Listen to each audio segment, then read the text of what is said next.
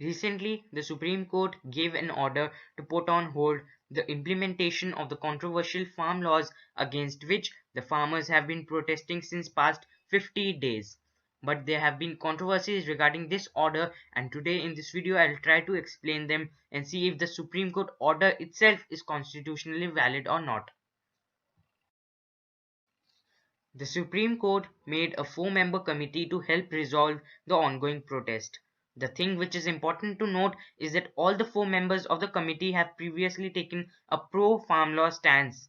In its order, the court said that the committee will listen to the grievances of the farmers relating to the farm laws and the views of the government and make recommendations.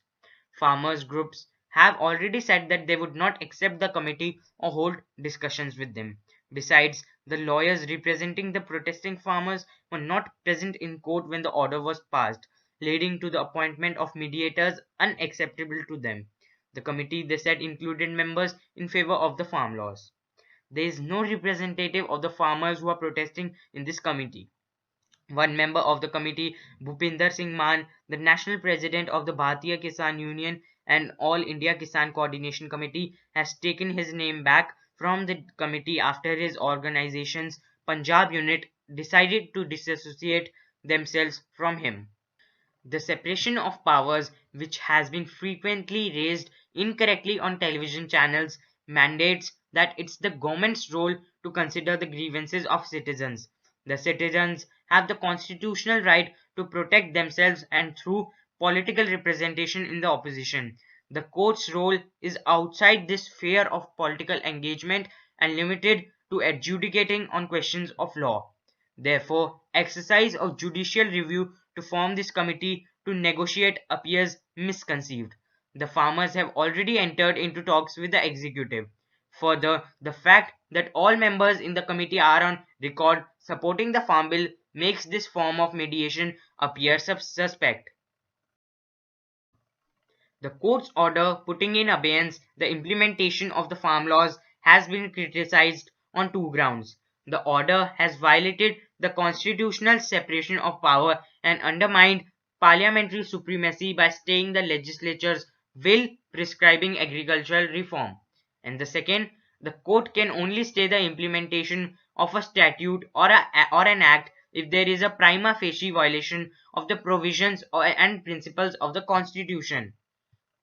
The grounds for examining the constitutionality would be whether the provisions are in line with the element of the basic structure of the Constitution, that is, federalism, separation of powers, etc. The statute is also tested to see whether it violates any provisions of the Constitution, including the Equality Clause and other fundamental rights guaranteed to the citizens. The question now is whether the interim order staying the farm laws has given a prima facie finding that there is such a violation. There is little doubt that in respect to the farm laws, these are enough reasons to grant an interim order. There have been legal challenges to the farm laws pending in the court for 3 months now. These petitions raise significant constitutional issues pertaining to federalism, the centre's seeming takeover of a state subject, as well as to the legislative process adopted in their enactment, the controversial voice vote in the Rajya Sabha. The court, instead of relying on these constitutional questions to stay the law, went ahead and stayed the implementation of the law as it may assuage the hurt feelings of the farmers and encourage them to come to the negotiating table with confidence and good faith. Such reasoning, based on pragmatic considerations at best, cannot pass for legal justification. The issues in the farm bills are complex, but no matter which side we are on, we should now worry about how the Supreme Court is interpreting its function. Its role as the guardian of the Constitution is to ensure all other constitutional actors stay within their boundaries. Not only is the court increasingly reluctant to perform this judicial role, as evidenced by its refusal to expeditiously hear important constitutional challenges in matters like electoral bonds or Article 370, it repeatedly keeps crossing its own constitutional boundaries. The farm laws case is another instance of the Supreme Court abdicating its judicial responsibility while simultaneously performing an increasingly hybrid legislative and executive role. As long as the court acts in a judicial capacity, its constitutional legitimacy is secured.